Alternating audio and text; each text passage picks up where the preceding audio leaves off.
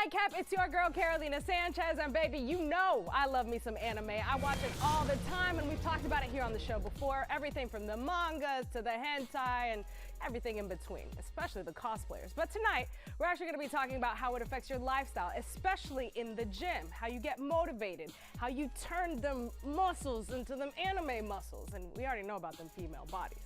And also, we have a rapper who started out in the anime scene and is now getting a little bit more aggressive. Let's get into it. Yeah, what's up for a nightcap? Chill, you know, kick back.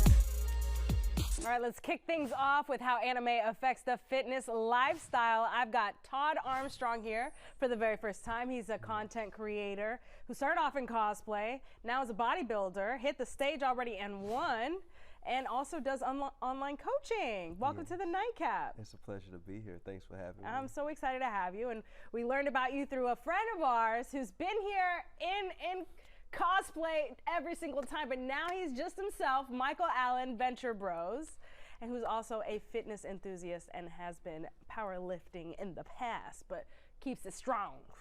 Okay, so, I mean, when you think about anime, you think about the entertainment, you think about how it pulls at your emotional strings, you know, the banter you'll have with your bros. Never really thought about it from the fitness aspect, right? I think of women's bodies, right? Like the Tigos and the Big O's and all the things. And obviously the men are ripped, like ripped on every single line that can be had in the physique, it's there. Right. You guys watch and are like, holy I want this body? Literally. So it started for me at a very young age. I wanted to get into it. I was like, I would see characters like everybody's gonna say like, oh, Dragon Ball's so basic. Who cares? Dragon Ball and Baki. The characters just have amazing physiques, and it was something I wanted to aspire to have myself. But in order to get there, I didn't know how to properly get there. So that's what right, because what you gonna be? You ain't screaming your way to abs. Like I'm just keeping it stacked with right, you. So, right. You pick up some of the things along the way, and before you know it, you're into health and fitness. Some things. What things? Nutrition. Yeah. You pick up nutrition from anime, and a lot of people don't believe this. What you mean, ramen? Okay, like. No, think about it. Eat your rocket ramen. What does Naruto have to do every single day? He's eating. He needs something to fuel his body because he's constantly moving around. So you take that concept in, you have to eat in order to have energy, right? And then you look at characters like Goku from Dragon Ball, and you need to eat a lot of a high protein diet in order to have muscle mass, in order to sustain, to continue to go on with recovery with each passing day. So yeah, it's a lot, but a little did I learn at the same time from watching anime. Okay, obviously inspired by Dragon Ball. Yes. What about you, Michael? For me, definitely anime influenced a lot of my working out because like I'm a little bit older than Todd. So like even though Dragon Ball was there, we had a lot of old school animes like Fist of the North Star and stuff. And these are just like buff characters. You know, we got JoJo's.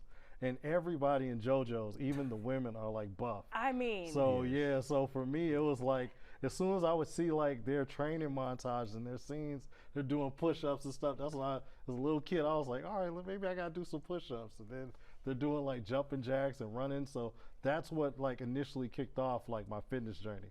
Then once I became a cosplayer, other than like the military, once I became a cosplayer, then it was like, if I want to look the part of these characters, I gotta start working out.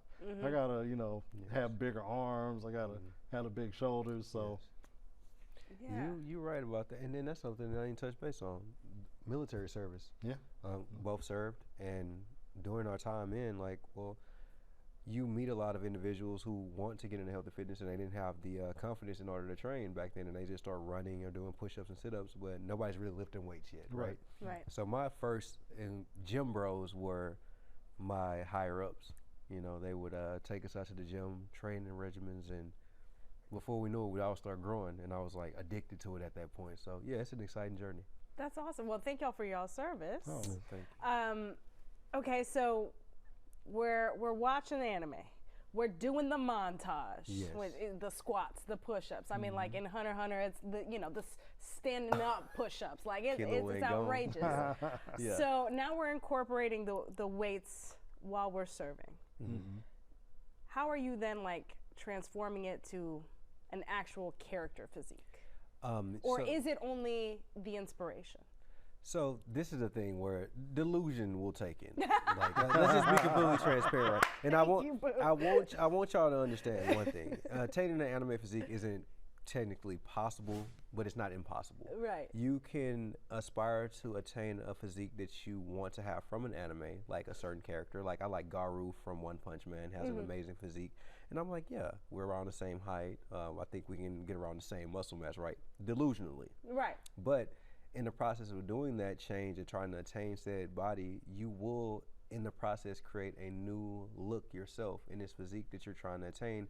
Even though you may never achieve it, you yourself have put in the hard work and you have created a physique that you never had before. Right, because I feel like most really brolic anime characters have, you know, some lats that are like oh ripped. yeah, they're spread. they flying. And it's insane. So is it like, okay, I need to work out my lats to really try and get the muscle mass there? So one or two things. Hold on, Michael looks dumbfounded by my question. I'm like, wait. I mean, there's a method to your madness.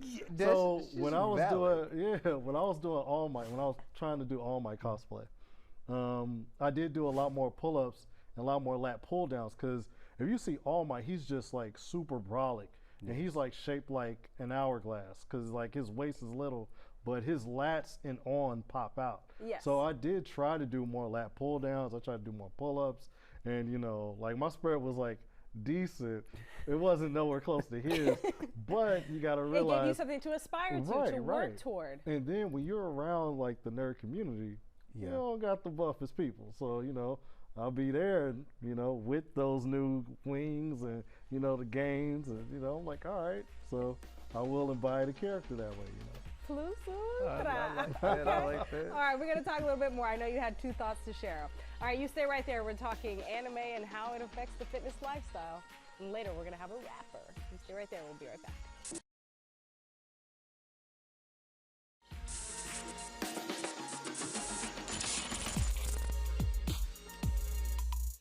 Welcome back to the Nightcap. I know what you think about anime. It's just some cartoons that these grown people be watching, and we're so ridiculous, and we don't even know Japanese. But no, it's amazing.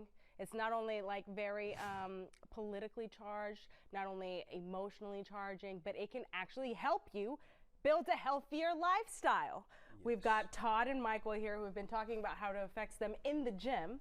And listen, he was trying to be All Might from My Hero Academia, and baby, that is something to aspire to because he is huge. But you were about to say something, Todd, about, you know, trying to get these ridiculous things that may or may not exist in the human body. So this whole aspect of getting an anime physique is extremely hard. You may not be able to actually attain it, and the way you go about it is through your training regimen. Like you said, you were hitting like lat pull downs, rows, about to fly away with wings and all this. But the reality is that badness is real. You actually have to train certain muscle groups in order to make those striations show, get denser muscle, and then you have to diet it down, like, right, you know, restricted calories and all this other stuff. But that goes all into the health and fitness side of it, and this is where I say, like, you have to be delusional in order to think this is real, but at the same time, in that delusion, you learn so much that's actually going to help you in your real day-to-day life. Yeah.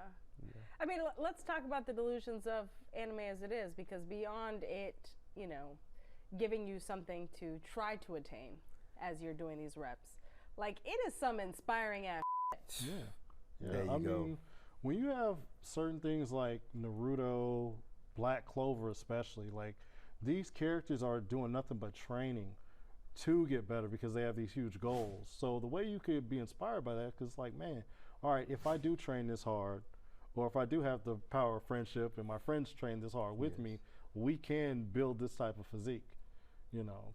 Like recently, and not to damper anything, but recently we had a tragedy in the nerd community where a cosplayer unalived herself because of cyberbullying.